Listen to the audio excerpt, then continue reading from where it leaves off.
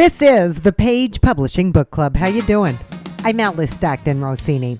A lot of authors keep journals, right? It's where they go for inspiration. It's where they go to find their story. And in the case of Louise Warm, she had a journal full of secrets that she held close to her heart until the time was right to reveal them.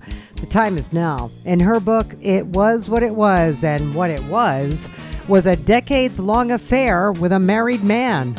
Well, he was a neighbor, so I knew him since I was born, and he knew me. I was just about 18, and it lasted till he died.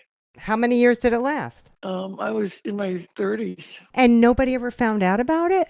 Not really, no. How did that affect you? I compartmentalized everything. It lasted a long time, and I didn't know anything different. Wasn't there anyone else you wanted to date? No, no, no, not at all. Not at all. Oh my gosh, no. Weren't you jealous that he was married? No. Me and his wife got along really good. Did she know that you were having an affair with him? Not in the very, very beginning. In the end, yes. Yeah, in the end, he told her. In the end, he told her. Did they have children? They had two children. But again, they were older than me. This couple was older than me. So, How much older was he? Like you were 18. How old was he? 39 years older. Wow. Yeah, but I don't know. I always looked up to him even when I was 5. I knew that I liked him when I was 5. So you never dated? No, no. See, he would go to Florida. They would go to Florida, and I would go out with friends, and then guys would ask me out and stuff. But I didn't have the patience for these guys. I never got close to anybody. And you had sex, obviously, right? Mm-hmm. Yeah. And he had to get up and go home, right? Yeah. And you didn't get to travel together, or? Oh yeah, we traveled. Yeah, we traveled. I went to Florida. I went to Florida every year, pretty much. That up until the last couple of years. How did you travel together without his wife knowing? She knew that we traveled. She just didn't think nothing was going on. She had her own life when they were in Florida, and that, it was a different type of situation. I was surprised that she didn't know. I really think she did know, but she was in denial. And what are you trying to communicate by writing this book? I'm just trying to communicate how it happened. I mean, just that it did in fact happen. And you were in love with him? Yeah. Oh yeah. I was really. Oh yeah. Yeah. I would have done anything for him. Except yeah, I did. Would he have done anything for you? Yeah. Yeah. Yeah. Yes. Oh, very much so. He said, like I was his best friend. I turned into his best friend. We worked together. He had backyard projects, like he built an in-ground pool and a hot tub and a pool house and everything.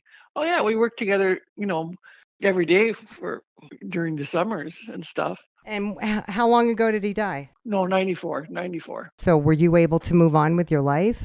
Oh yeah. Did you get married? No, I never did. I never wanted children, so there was no point in getting married. Was it ever difficult for you? You mean the book? No. Living through this? The hardest part was when they moved away. They actually moved to Florida full time. And that was the hardest part for me. Before he died, I was, Were you able to see him before he died? Oh yeah. He came back. She dropped him off. She dropped him off to be with you? At my house. Yeah, she dropped him off on the pretense of spending the day because she wanted to go with a lady friend. And I said, yeah, he can spend the day. This is like 4 or 5 years after they moved to Florida. And then she never called back. She never came and got him. And I knew something was up. I just knew in the back of my mind something was going on. And so the later it got that day and night turned into the next morning. And I said, I think she's gone. I think she went back to Florida. I just had this funny feeling. Did you ever feel bad for her? I did. Yeah, I did. I mean, but I at the time that this all was happening, I didn't set out to go have an affair with this man.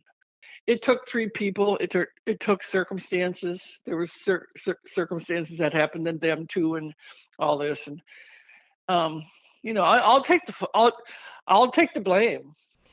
Well, I mean, why didn't he just leave his wife? He didn't do that back then. Catholics didn't do that back then. This is during the 70s and 80s.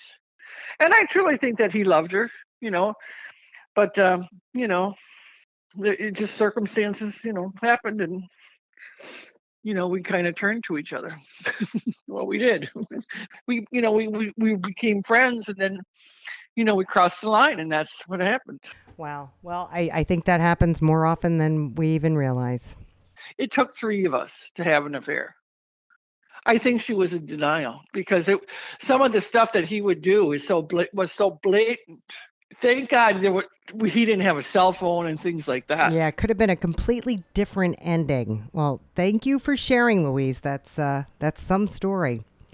Rainbow Farm was the first book Robert Ross Williams completed with Paige, and now he's back with Rainbow Farm 2.0, the second in a trilogy, using the same idea as George Orwell's Animal Farm. Robert is a retired Army officer. He lives a stone's throw from the White House, or the White Farm, as he refers to it in his books. He's a Russia watcher, so Putin is a farm animal known as Sly the Fox. So why don't you refresh our memories on the first book? Yeah, the first book picked up on when Trump made his announcement to run for political office, leading up to, what many believe is one of the biggest upsets in modern day history when it comes to politics since Donald Trump, winning the election against Hillary Clinton. And they were the two main characters in that book. I just picked up off of that one with the second one.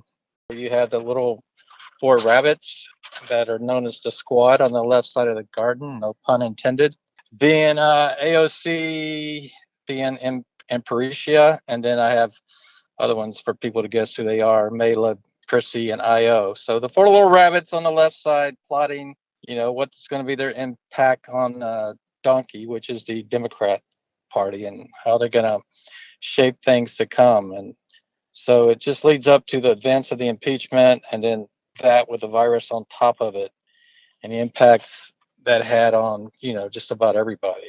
The storyline goes into the Democrat debate, use some of the same characters. In the first book, I had uh, an interview of Vladimir Putin, which he's known as Sly the Fox. So I have another interview with him. This time it's on the home turf. It's him coming to America, which is the Rainbow Farm, from the Red Farm, which is Prussia. There's a competition. Where the Democrat candidates each have to build their own little watercraft, and they sort of have like a bumper cars on water, which is Trump pulling a tank out there and letting out a bunch of swamp water. So there's a pond for them to fight it out to see who's going to be the last one standing as far as who's going to be the Democratic nominee. More references, again, a lot of politics, a lot of history. There's religion mixed in, there's music. And just like the first book, some references are much easier to determine than others, and some are more cryptic. So, like for the last one, I made a cheat sheet, and I would encourage people to read it the first time and try to guess who's who in the zoo, basically, or I should say, who's who on the farm. So, I had to do the same for this one because, again, not everyone watches it 24/7 and is sort of a junkie for the talking heads and the storylines coming out of DC like I am. So some, like I said, some are easy. You'll look at it and you go, oh, that's Trump. Or you'll say, oh, that's Biden. I mean, if you look on the cover, you got, Trump and Biden. And Biden's in a mask. He's a dog, Sniffy. And Trump, the proud peacock without a mask. And he's got a corona cell sitting on his shoulder. And honestly, that picture was developed before he came up positive for COVID, which is sort of foreboding. Who's Fauci? No, Fauci's going to be a play on words. I don't know if you follow any German literature. Faust, the devil. He's going to be Yes. He's going to be Fausti the gerbil. So sort of up in everybody's business, and cute little thing that moving the goalpost constantly. But I try to be apolitical, but a lot of these things tend to give people an assumption that this guy's totally far right or some, but I do try to play both sides and be critical, fairly critical across the board. And it's satire. I mean, God, if we can't laugh at ourselves, what can we laugh at? So Shifty the Weasel and Nads the Walrus is, I call it the Schiff Show, is Adam Schiff and Jerry Nadler, the congressman from New York. They're given 8 arrows with like different charges: treason, obstruction of justice, and you got this bull running around in the center of the ring. And if they can hit him with one of those and it stick, then they can use that as a charge for impeachment. It's just a play on the political madhouse that we seem to be living in right now. I would think after the insurrection, you have to do a third book. Yes. Absolutely. There's trouble on the farm. Yeah, so who guards the farm, who breaks through the fences, who rips up the turf. Yes, I got it all. And the one little rabbit who seemed to have PTSD from the whole thing, she wasn't even in the building. She was over in a tool shed. She wasn't actually in the, one of the barns where the actually thing went down. So, trust me, there's a lot of material. So I'm hoping that the promotion of this book will sort of generate interest into the second book. And I was even thinking of considering some marketing ploys where I float some money out there as a carrot, as an incentive. If you can correctly identify all the characters, then you win, so much money. You know what, Robert? That might work. You never know. Adopted as a child, family-inspired Yakov Black's book entitled Broken Together. Just something I wanted to create about, a brother going above and beyond to find his sibling. And, because there's a lot of guys out there that do love their, family that hard. And that's what he did. It's about Diamond Williams. Him and his sister were separated at a younger age. They got older. He found out she was missing. So he left school to go and find her. And when he found out she wasn't where she were, led him back to their hometown where they were separated. And once he got back to the hometown, a lot of the secrets that he never knew about were revealed. Diamond Williams is not any ordinary college student. He's a star athlete on the UCLA basketball team. So for him to leave that's a big leap. It is. So did he maintain contact with his sister? They were separated for 10 years, but at that last 2 years, they had lost contact. And he was getting worried all the social media accounts were gone. So he wanted to go himself and see what was going on and find her. When they were separated, him and his mother moved to California. His sister and her father moved to North Carolina. So he went to North Carolina from California. She wasn't there, found out she was in Cleveland, where they were born, and he went back home to look for her. They were separated, but one parent took each child. The father took the daughter, the mother took the son. So there's a big family secret here. Yes, as to why they were separated, and even goes beyond their grandparents' situations. Do we find out at the end of the book whether he finds his sister or not? Yeah, we do. I'm actually working on the second novel too, but he does find her by the end of this. Do we keep following him in the second novel? Yes, but it's the first one was called Broken Together. The second one is called Healing Together. So, the process of everyone being broken apart, going through their own individual situation and circumstances, they come back together from being broken together to heal together. Were you able to weave in some of your emotions and experiences? Yes, I was. As I mentioned, I was adopted. So the energy you feel when you're lost and you don't know what to do, whether it be as a child or as an adult. And with him going above and beyond to find her, it didn't really matter as long as he could, find that person that he lost, that he loved so much. And, I did do that in my lifetime as I got older. Did you look for siblings, look for your parents? Well, they're around, but some of those, even though you're around them, that pain because being adopted and then seeing your mother and father, and they're not, they weren't in a bad situation. They were around, but they still never really socialized with me as I would have liked. Although my adopted parents were great people. I'm 43 now, and I didn't really get it until 36. You understand the power of love. Sometimes the Most High feel like the people that birth you aren't really able to. They don't love themselves enough to give you love. So sometimes he replaces you with someone that can do that for you. Because honestly, at this day, I'm glad I wasn't raised by him. I know a few people in that situation who it was better for them to be adopted by someone that they didn't know that would give them what they needed, except, instead of being raised by the people who gave you life, because sometimes they're not capable of doing it. So do you have a good relationship with your adoptive parents? Yeah, I have a great relationship. Great relationship. I mean, I would think this book would really resonate with people who've been adopted. One of my goals is to do some public speaking about the book. It's about dysfunctional families or families in dysfunction, because I'm sure it doesn't really matter what lifestyle you live. Everyone has some form of dysfunction in their Yeah, except for my family, it's perfect. family. I agree. Really, dysfunction, it's the great equalizer because every family from every walk of life has it. All right, Yakov, good luck. We got to take a quick break, but we're coming right back. This is the Page Publishing Book Club. Attention all authors. Page Publishing is looking for authors. Have you written a book and want to get it published? Page Publishing will get your book into bookstores and for sale online at Amazon, Apple iTunes, and other outlets. They handle all aspects of the publishing process for you: printing, cover art, publicity, copyright, and editing. Call 800-204-6099 now for your free author submission kit. That's 800-204-6099 for your free author submission kit.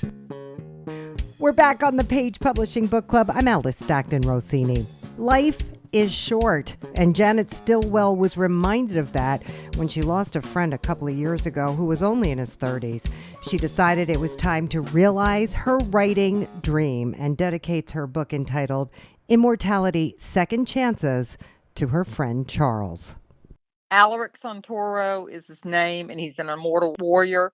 He's the son of a king. Katerina's a fae.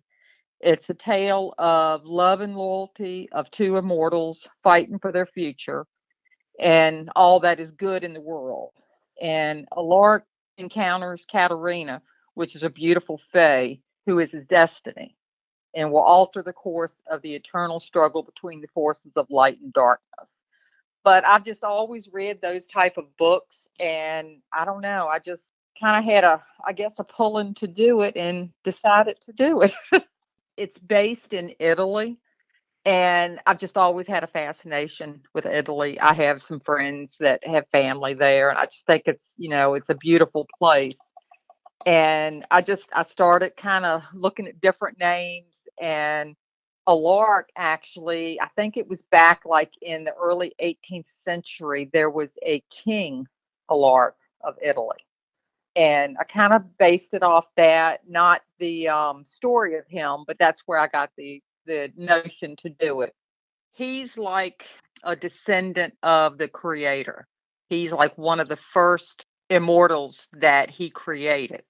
And so they kind of rule over everybody. And they all have different powers. He has several brothers and a sister, and they all kind of rule over everybody. But, it's like anything, a fae is totally different than a warrior, so they're not meant to be. She's a fairy. She has her own unique powers herself. All right, so these two fall in love. They have to decide where their loyalties lie. Yeah, they both get a second chance at love, and they figure out in the end that it's all about free will. You're in control. I've got a little short piece. If I can read it, you'll kind of understand a little bit better. It's when she first realized that she loved him. Okay. All right. Katerina was heading down the hallway toward her room when she approached Alaric's room. Katerina noticed his door slightly ajar. As Katerina got closer, she stopped and gradually pushed his door open a little. Katerina told herself to look away, but she couldn't. Her breath caught, and she felt her heart skip a beat at the sight of Alaric with his back to her. Alaric's muscles were emphasized, and his hair was somewhat disheveled. With the splendor of the full moon falling upon Alaric through the window, she could see a white dove on his back. The wings were the span of his broad shoulders, holding an olive branch. It appeared quite majestic in all its glory. Alaric heard the door open slowly as Katerina gracefully walked in and stood behind him. Katerina reached up, placed her hand tenderly on his back, and traced over it with her warm fingers. Alaric paused. The sensation was in a combination of adrenaline that made his blood quicken, and the electricity that flowed through him made his skin tingle. Alaric slowly turned with a smile on his face. He declared proudly, "That's my clan's crest." So that was just a little short piece when she realized that they were going to be fated together. And if you go to YouTube, and put in the book's name, it's got a trailer on it that you can look at. It's on Facebook, Instagram, up at Barnes and Noble in Richmond, Virginia. I was in there a couple of weeks ago, and they went on and ordered the books. She was going to have me pre-sign the books, but still have like a showing of them.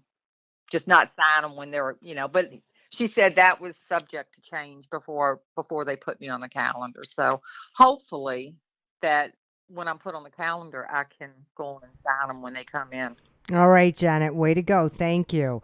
From realtor to writer, Al Shapiro delivers a teaching moment in his book, Evangeline, Evershine, and the Case of the Biggest Disappearance Imaginable. So share with us the reason you started writing. Well, I started writing when I felt like writing, which was just a couple of years ago. You just out of nowhere said, I think I'm going to write a book. Yeah, it just occurred to me, and it seemed like it would be fun, and it was fun. It was a lot of fun. And it's still fun. Yeah, it's about the disappearance of the sun. So I think everybody has had that experience. The sun disappears every night, and it reappears every morning. The story is about what makes it disappear. Where does it go? What happens to it? How does it come back? So if that's what Evangeline is wondering. That's what Evangeline is wondering, and she tries to discover just where it goes. So she gets with her father. Her father is an astronaut, which is very fortunate. And so they take a trip one day, one night, and they just try to follow where the sun goes. What happens to it? And then they see where it goes. They go up in a spaceship? They go up in a spaceship, absolutely. That's what the whole book is about. What do they see from the spaceship? I don't know. What do they see? What do they see? Well, they see the sun. The sun does not move. The sun stays exactly where it always stays. Stays in one position all the time. It always beams light, but it stays exactly where it is. So how come it disappears when we're on Earth? How come? Why does that happen? Fascinating question. And they figure it out.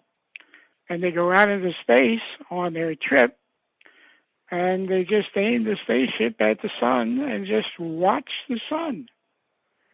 And the sun just stays at one place and just does what the sun does, which is beam light. I guess she also has questions about other stars and other planets that they come across. Well, that's going to be in future books, because what I'm planning on doing is writing a series of books for children about space. And I'm in the middle of preparing my second book on space.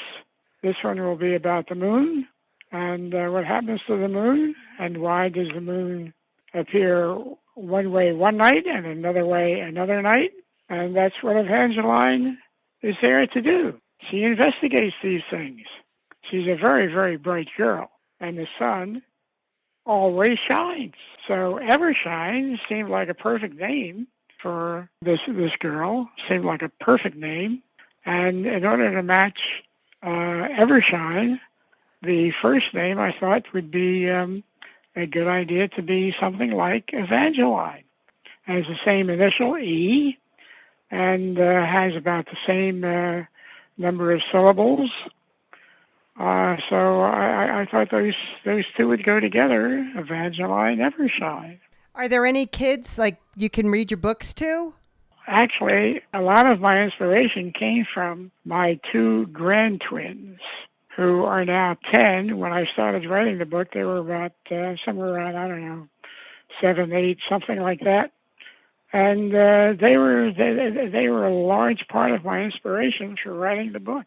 Have they read the book? They've not only read the book, they've made suggestions on how to write the next book. There are an awful lot of books that we have distributed to not only their friends, but our friends, our relatives, anybody who has a kid 10 years or under gets one of our books from us. Nice, Al. Thank you. An autism specialist changed Joanne Garland's life and her son's. She shares her journey in her book, A Pink Mountain, Like Mother, Like Son. I was actually inspired by an autism specialist at the first school my son attended. She said that I had really helped her, and I figured that if I could be a help to someone who was an autism specialist, and she was also a psychologist to boot, that I figured I could help other people, and I'm hoping that people will benefit from my story. I cover a wide range of topics, from epilepsy to child abuse to depression to sexual harassment at the workplace to hyperhidrosis. But autism, namely Asperger's syndrome, both my own and my son's, that takes center stage in my memoir. What's hyperhidrosis? A medical condition that means excessive sweating, and people who have hyperhidrosis, they shower like everybody else, they use antiperspirants like everybody else, but they smell.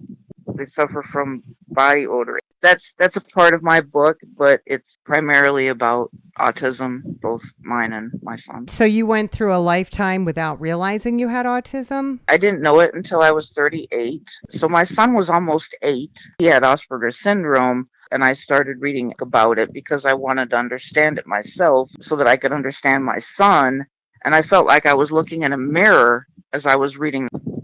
My son would be singled out, and he was bullied. He was bullied in school from a very young age. By first grade, my son was telling me how much he hated school. I believe that there's people who can relate with something in my book. And I interweave my poetry in it to help explain things. I have reason to believe that I can help people through my story. Bullying and the educators, the educators, I say they lied to me because they weren't honest with me and they weren't upfront with me regarding what they suspected about my son. And when all was said and done, they turned around and they said, well, it's district policy to keep that information from the parent until after the child has been tested. But I go into great detail about that whole situation. I even have one chapter that I entitled Unleashing My Anger at the School District for being dishonest and not, a parent has a right to know what their kid has or might have. Oh, that's for sure, Joanne. Thank you. And we're out of time. Go to 710WOR.com to download the podcast. For the Page Publishing Book Club, I'm Ella Stockton Rossini.